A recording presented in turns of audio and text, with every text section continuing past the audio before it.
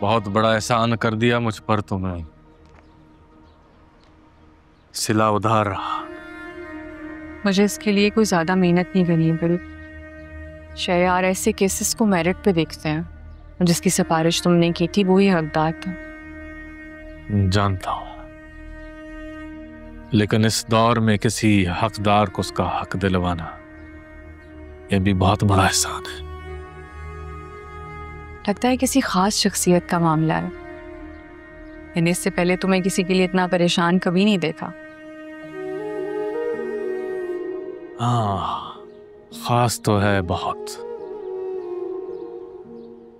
कभी कभी आपको पता भी नहीं चलता आपके लिए कोई कितना खास हो जाए। ठीक कहा। कभी कभी उस खास के लिए हम खुद को फिर से आम कर देते हैं। खास होने में सदियां लग जाती हैं, लेकिन पल भर में उसे आम कर देते हैं।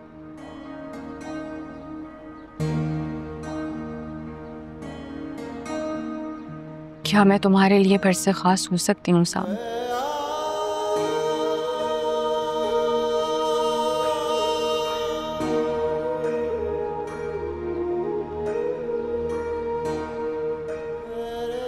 मोहब्बत को खो देने का एहसास इतना जानलेवा नहीं होता जितनी जान ये सोच कर जाती है कि शायद अब वो शख्स आपको याद भी ना करता।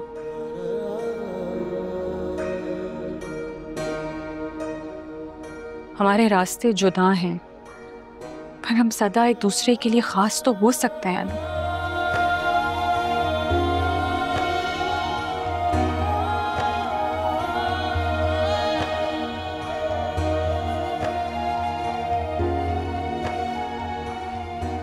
कुछ यादें बहुत दर्द देती हैं सस्सी जी। ये दर्द मुझे सहने दे।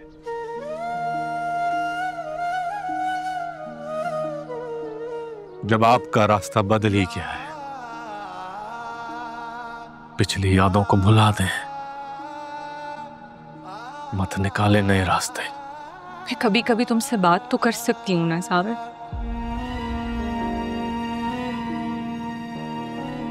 शहरयार बहुत अच्छे इंसान है, उन्होंने मुझे जिंदगी का हर सुख दिया। खालीपन है जो मेरे अंदर हमेशा बाकी रहा है।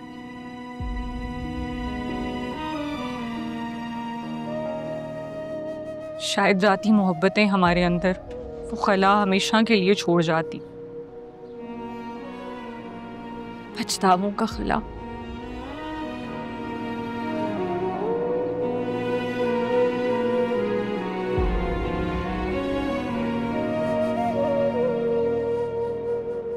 मोहब्बत करने वालों का मुकद्दर सदा पछतावा ही रहता है ससी जी।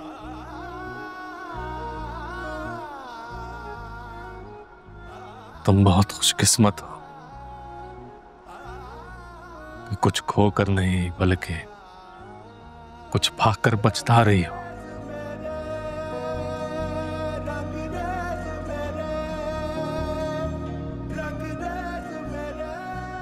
बदकिस्मत तो सांवल जैसे होते हैं। झल्लों की किस्मत में सरासर खसारा, सदा नुकसान ही लिखा है। सावल मोड़ मोहारा मोहारा नू डेरा साडे दिल विच ला कहती सारी दुनिया जोगी कहती सारी दुनिया जोगी रोग शकदा के मुका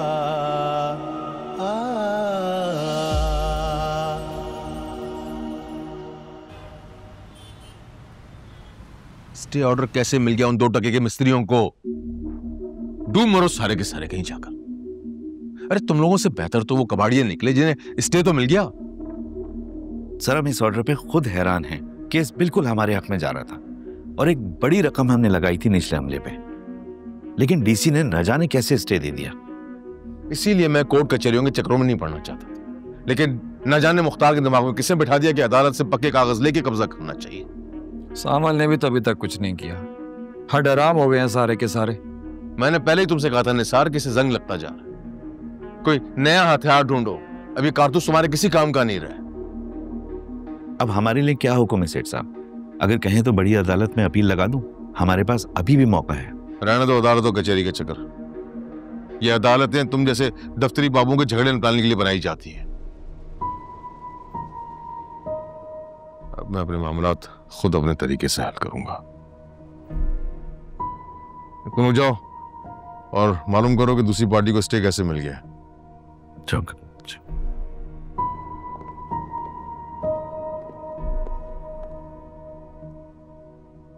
निशान,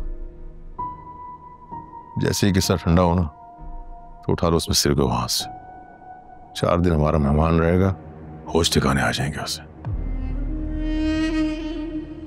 जमीन का कब्जा तो मैं लेकर ही रहूंगा, सिर्फ अब मेरी। नहीं यार, किसका साया पड़ गया अपने मुकद्दर पर। हर पत्ता उल्टा पड़ रहा है। सेठ क्या इस मामले के अलावा कोई और परेशानी भी है? आलियार की वजह से दिल बड़ा उलझा हुआ है यार। वो उसी लड़की से रिश्ते की इज्जत लगाकर बैठ गए। और तुम जानते हो कि आलियार को मैं एक पल के लिए भी दर्द में नहीं देख सकता। इसकी मां को उसे छोड़नी पड़ेगी। आलियार की परेशानी मुझसे देखी नहीं जाती यार।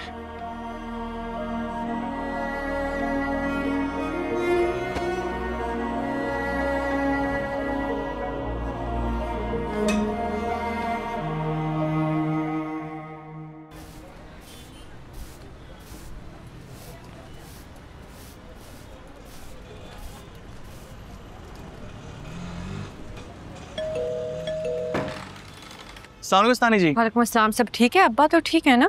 हाँ हाँ सब ठीक है, परेशानी की कोई बात नहीं। हम तो आपके लिए एक खुशखबरी लाए हैं। खुशखबरी? कौन है पिया? सावल और टीपू है अम्मा। अच्छा रह रहे हैं, कोई खुशखबरी है? अरे तो इन्हें बाहर क्यों खड़ा रखा है? आओ अंदर आ जाओ।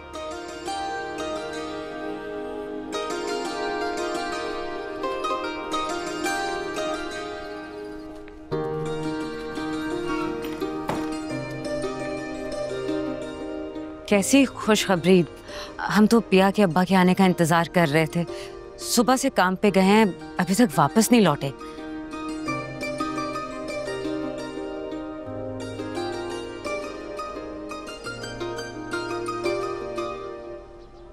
डीसी साहब की अदालत ने स्टे ऑर्डर दे दिया है असलम साहब के हक में।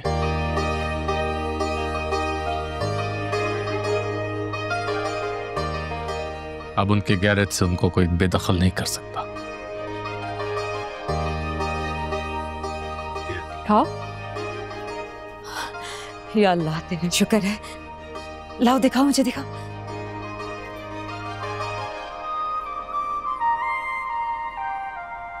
सावल बेटा, मैं किस तरह से तुम्हारा शुक्र अदा करूं?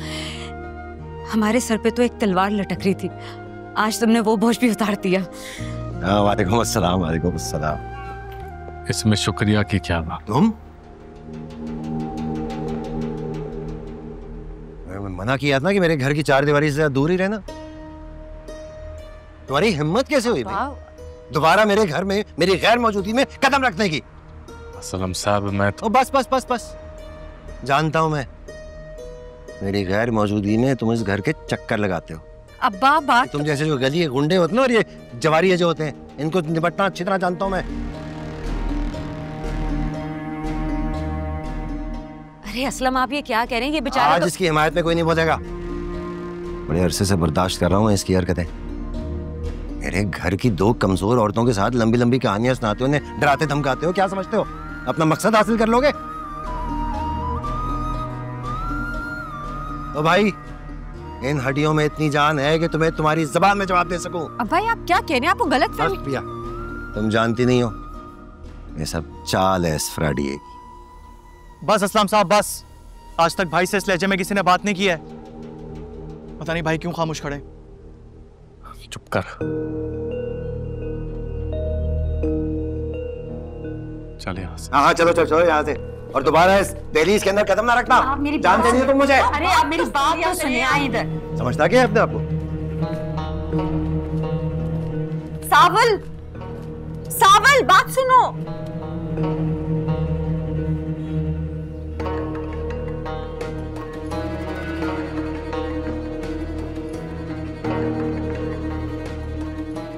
ये आपके अब्बा ने ठीक नहीं किया उस्तानी जी। जानती हूँ, इसलिए सावल से बात करना चाह रही थी, उससे माफी मांगना चाहती हूँ। आज तक सावल भाई के किसी ने भी इतनी बार बेइज्जती नहीं की जितनी असलम साहब कर चुके हैं। वो तो आपकी वजह से चुप हैं, वरना आप जानती नहीं कि भाई क्या चीज़ है।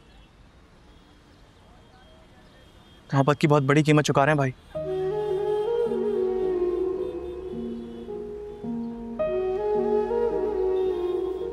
मोहब्बत मोहब्बत क्या? हाँ मोहब्बत, सिर्फ आपसे मोहब्बत। सिर्फ आपसे मोहब्बत की वजह से सामल भाई इतनी बेइज्जती बर्दाश्त कर रहे हैं, वरना किसी की हिम्मत नहीं हुई कि भाई से ऊंची आवाज में बात भी कर सके। दीपू तुम क्या कह रहे हो? मुझे कुछ समझ नहीं आ रही। मैं तो पिया जी ये सच है, लेकिन आपको कसम है ये मोहल्ले के शागिर्द बच्चों की, सामल भाई को पता ना लगे कि ये राज मेरी जबान से फाश हुआ है। मेरी जान ले लेंगे वो। चलता हूँ।